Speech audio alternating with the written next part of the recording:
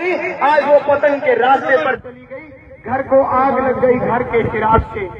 अब आपको उठना पड़ेगा, अब आपको जागना और सजग होना पड़ेगा, क्योंकि दुनिया को अगर संदेश दे सकता है तो इस गुर्जर जाति का गौरव ही दे सकता है। अन्य किसी जाति में वो क्षमता नहीं है, वो वीरता नहीं है। और आज पूरे राष्ट्र को हमारे हरियाणा के मुख्यमंत्री ने कहा कि अगर मेवों से हरियाणा को सुरक्षित रखना है तो आसपास के क्षेत्र में गुर्जरों के गांव को बसा दीजिए, और इस देश को अगर सुरक्षित रखना है तो गुर्जरों को सीमा पर लगा दीजिए। सारा देश सुरक्षित हो जाएगा, सारा देश रक्षित हो जाएगा।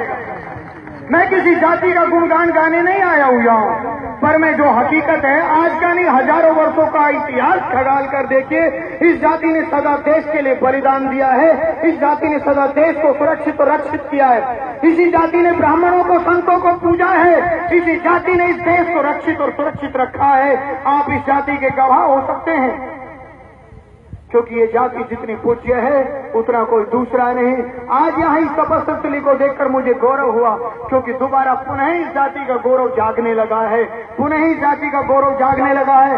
इतने बड़े भंडारे का आयोजन किया, आप सबने किया। मैं पुनः सबको आशीर्वाद यही देता हूँ कि दोबारा से जागे। उत्तिष्ठ जागृत प्राप्य वरानी बोध। हे इस जाति के देव के सैनिकों, हे इस जाति के देव के सैनिकों, पुनः उठ जाइए इस क्षेत्र के लिए, इस देश की रक्षा और सुरक्षा के लिए तुम्हें पहला कदम उठाना है, क्योंकि बलिदान अगर कोई दे सकता है तो ये गुर्जर जाति दे सकती है देश के लिए, और तुम्हें इस देश के लिए सुरक्षित करना है इस देश के नक्शे को। अन्यथा ये मुगल इस देश को क्योंकि कहा भी है मुगलों ने एक सीमी संगठन है, मैं